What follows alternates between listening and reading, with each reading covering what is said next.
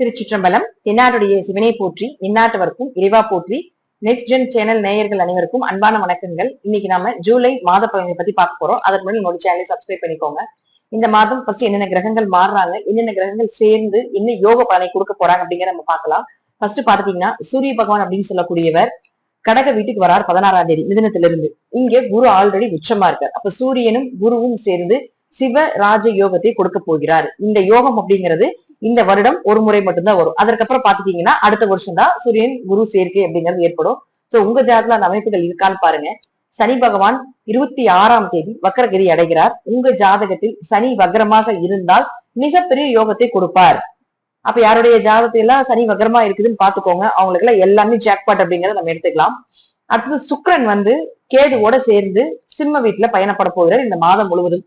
பொதுவாக சுக்கிரன் கேது சேர்க்கை, சுக்கிரன் ராகு சேர்க்கை, சுக்கிரனுக்கு திரிகோணத்தில் ராகு கேதுக்கள் இருப்பது, ராகு கேது சாரத்தில் சுக்கிரன் இருப்பது, இதெல்லாம் ஒரு பெண் சாபத்தினுடைய அமைப்பை கொடுக்கக்கூடிய ஒரு சேர்க்கை அப்படிங்கிற நம்ம எடுத்துக்கலாம். அதே போல ரிஷபத்திலையும் துலாத்திலையும் ராகு கேதுக்கள் இருந்தாலும் இது ஓரளவுக்கு பொருந்தி வரும் அப்படிங்கிறது உண்டு. இது இந்த சுக்கிரன் கேது சேர்க்கை, இந்த பெண் சாப அமைப்பா நம்ம சொல்றது ஒரு யோகத்தையும் கொடுக்கும், அதே போல ஒரு வகையான கெடுதலையும் செய்யும் அப்படிங்கிற அமைப்புகளும் உண்டு. இந்த சேர்க்கை உங்களுக்கோ அல்லது உங்க குழந்தைகளுக்கோ அல்லது உங்க குடும்பத்துல யாருக்காவது இருக்கான்னு பாருங்க. அப்படி இருந்தால் இந்த ஒரு மாத காலகட்டங்கள் மட்டும் கொஞ்சம் கவனமாக இது செயல்பட வேண்டும் அப்படிங்கிறதா உண்மை. இந்த சேர்க்கை மூலமாக யோகத்தையும் தரக்கூடிய அமைப்பும் உண்டு. நாம இப்ப வரக்கூடிய இந்த பதிவுல யாருக்கெல்லாம் இந்த கிரக சேர்க்கைகள் எல்லாம் யோகத்தையும், யாருக்கெல்லாம் ஏதாவது ஒரு பாதகத்தையும் கொடுக்க போகுது அப்படிங்கிறத நாம முழுமையாக பார்க்கலாம். மீன ராசிக்கு உண்டான இந்த மாதம் ஜூலை எப்படி இருக்கும் அப்படிங்கிறத பார்க்கலாம். மீன ராசியை பொறுத்த வரைக்கும் ராசி அதிபதி உச்சம். அது வரைக்கும் நம்ம சேஃப் அப்படின்னு எடுத்துக்கலாம். எவ்வளவு பிரச்சனை வந்தாலும் சமாளிச்சிடலாம். எவ்வளவுதான் நமக்கு கஷ்டத்தை கொடுத்தாலும் அதை தாங்கிக் கொள்ளக்கூடிய ஒரு சக்தியும் கடவுள் கொடுப்பாரு அப்படிங்கிறது நல்லா புரிஞ்சுக்கணும். நம்ம எதுவாக இருந்தாலும் எதிர்கொண்டு போகக்கூடிய தன்மை அப்படிங்கிறது நிச்சயமாக மீனராசிக்கு உண்டு இந்த மாதம். ஏன்னா சூரியன் கூட வரப்போறார் 16ஆம் தேதிக்கு மேல. அப்ப ராசி அதிபதி கூட வரும்போது வேலை வாய்ப்பு கண்டிப்பா கன்ஃபார்மா கிடைக்க போகுது. அது உங்க கணவருக்கு கிடைக்கலாம், உங்க மனைவிக்கு கிடைக்கலாம், வீட்டுல ஒரு வேலை ரெடியா இருக்கு அப்படிங்கிற அமைப்புகள் உண்டு. 6ஆம் அதிபதி உச்சமாகுது அல்லது 6ஆம் அதிபதி உச்சமான கிரகத்தோட சேருது அப்படின்னாலும் வேலைக்கு எந்த பிரச்சனையும் இல்லை, உயர் பதவிகள் கிடைக்கும். ஏன்னா உங்களுக்கு 16ஆம் தேதி வந்ததுக்கு அப்புறம் சூரியனும் குருவும் சேர்ந்து சிவராஜ யோகமா வேலை செய்யும். அப்போ ஒரு சின்ன பதவியில் இருந்தீங்கனாலும் அது பெரிய பதவிக்கு வர்றதுக்குண்டான வாய்ப்புகள் உண்டு. பெரிய மாற்றத்தை கொடுக்கக்கூடிய அமைப்பும் லைஃப்ல இருக்கும். இப்ப போய் நீங்க பேசலாம். ஏன்னா உங்களுடைய 2 மற்றும் 9ஆம் அதிபதியான செவ்வாய் 3ஆம் இடத்துல முயற்சி ஸ்தானத்துல இருக்கும்பொழுது உங்களுடைய முயற்சிகள் எல்லாமே கைக்கூடி வரும்.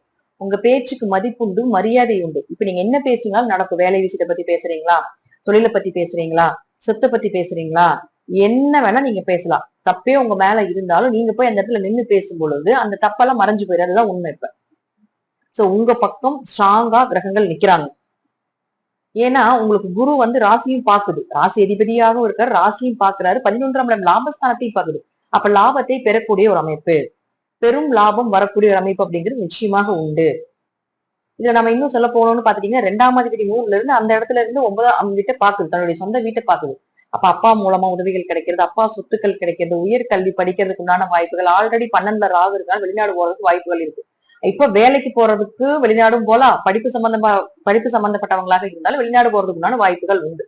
சோ இதெல்லாம் நீங்க ட்ரை பண்ணலாம். தசாபுத்தி நல்லா இருந்தா கண்டிப்பா உங்க ஜாதகம் வெளிநாட்டு ஜாதகமாக இருந்தா கண்டிப்பா உங்களுக்கு நிறுத்தாது, கூட்டிட்டு போயிடும். அடுத்து பாருங்க, சுக்கிரன் 3-8 குடையவர், அவர் போய் 6ஆம் வீட்டுல இருக்கார். இதுதாங்க ஒரு பெரிய மைனஸ். என்ன அப்படின்னு பாத்தீங்கன்னா 8ங்கிறது அவமானம், 6ங்கிறது வேலை. இந்த அதிபதி போய் இருக்கும்போது வேலையில ஒரு அவமானத்தை கொடுப்பார்.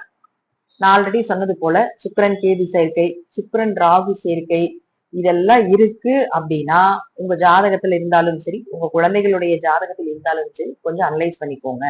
என்ன பண்றாங்க, எங்க போறாங்க, எங்க வர்றாங்க, என்ன செய்யறாங்க, இதெல்லாம் கொஞ்சம் அனலைஸ் பண்ணிக்கணும். அதே போல உங்களுக்கு இருக்கு அப்படின்னா வேலையாட்கள் புதுசா ஜாயின்ட் ஆவாங்க. ஆணாக இருந்தால் பெண்கள் மூலமாகவும், பெண்ணாக இருந்தால் ஆண்கள் மூலமாகவும் ஒரு மனக்கசப்புகள் ஏற்படும். நீங்க தப்பே செய்யலினாலும் தப்பு செஞ்ச பிம்பத்தை காட்டிடும். ஏன்னா சனிக்கு கண்ணீர், அழுகை, வேதனை, அவமானங்கள், துக்கம் இதுலதான் ஃபர்ஸ்ட் கரைப்பார் நம்ம கர்மாவை. எல்லை சனி வருதுனாலே நம்ம கர்மாவை கரைப்பதற்கு தான், கெட்ட கர்மாவை அதெல்லாம் கரைச்சிட்டு போனதுக்கு அப்புறம் நல்ல கர்மாவாக நமக்கு நல்ல நேரம் வேலை செய்யும். அதனால இளவை சனி வரும்னே சொல்லுவாங்க. அதனால அது அனுபவம், அனுபவமே கடவுள், அனுபவமே சிறந்த ஆசான்.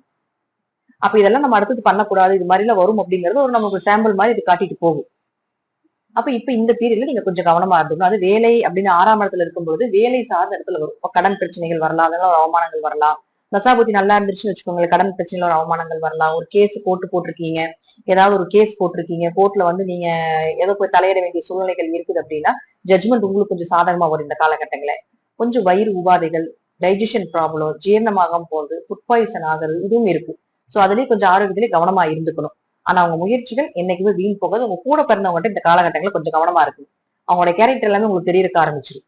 அவங்க இப்படிதான் நல்லவங்களா கெட்டவங்களா அப்படிங்கிறது எல்லாமே தெரியறக்க ஆரம்பிச்சிடும்.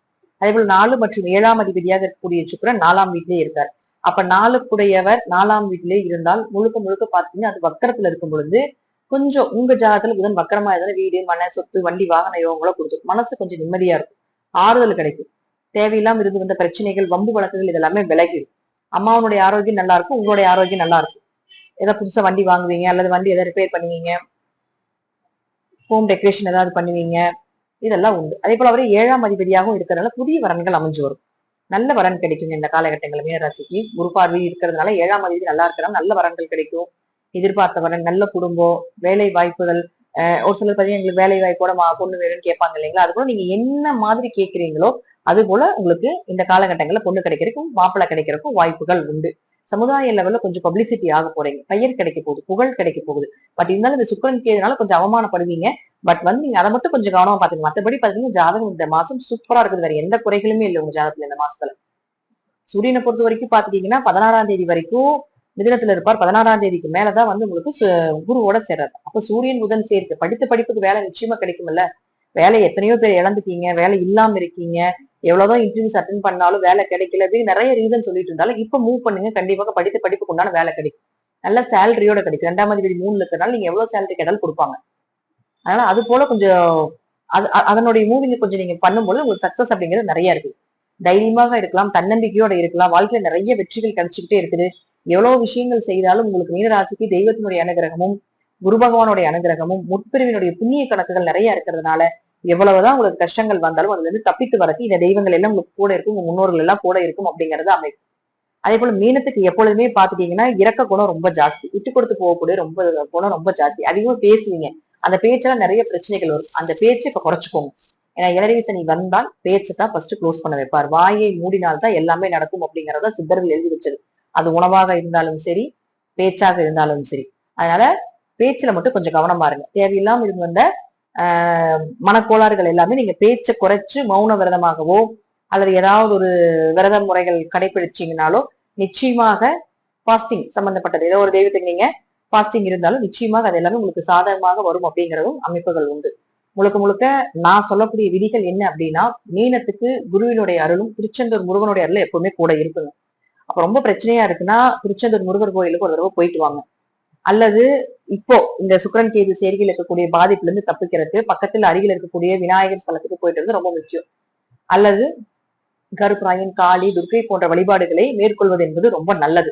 மீனத்துக்கு எப்பவுமே எலுமிச்சம்பழம் மாலை போட்டு வழிபாடு பண்றதெல்லாம் வந்து ரொம்ப சக்சஸ் ஆகக்கூடிய பரிகாரம். அப்ப ஏதாவது ஒரு உக்கர தெய்வத்துக்கு காளி, துர்க்கை, பிரித்திங்கரா போன்ற உக்கர தெய்வங்களுக்கு கண்டிப்பாக எலுமிச்சை மாலை போட்டு வழிபாடு பண்ணும்பொழுது இந்த ஆண்கள்னால பெண்கள்னால குடும்பத்துல ஏதோ ஒரு சங்கடங்கள் வரும். இந்த கிரகச்சேர்க்கை இருக்கிறவங்க கண்டிப்பா பண்ணணும், சுக்கிரன் கேது சேர்க்கிறவங்க கண்டிப்பா பண்ணணும். இல்லாதவங்க உங்களுடைய விருப்பம். ஆனா இது மாதிரி வர்றதுக்கு முன்னாடி பண்ணிக்கிறது நம்ம ஃபர்ஸ்ட் எய்ட் மாதிரி வச்சுக்கோங்களேன். அப்ப இந்த கிரகச்சேர்க்கை இருக்கிறவங்க கண்டிப்பா போய் இந்த வழிபாடுகள் செஞ்சீங்கன்னா நிச்சயமாக உங்களுடைய தெய்வம் உங்களை காப்பாற்றும் அப்படிங்கிற எந்த மாற்று கருத்துக்கு இடமே கிடையாது. இதெல்லாம் உங்க ஜாதக ரீதியாகவும் தசாபுத்திகள் ரீதியாகவும் நான் சொல்லக்கூடிய கருத்துக்கள் மாறுபடலாம். நல்ல விஷயமா நிறைய சொல்லியிருக்கேன். கொஞ்சம் அதே போல நெகட்டிவானது கொஞ்சம் சொல்லியிருக்கேன். நெகட்டிவானதை விட்டுருங்க, நல்ல விஷயங்களை நோக்கி போங்க. நெகட்டிவா இருக்கக்கூடிய விஷயத்துல கொஞ்சம் அலர்ட்டா இருந்துக்கோங்க. நன்றி. மீண்டும் ஒரு நல்ல பதிவுல சந்திக்கலாம். திருச்சிற்றம்பலம், தில்லையம்பலம், ஸ்ரீ அச்சுமதி சரணம்.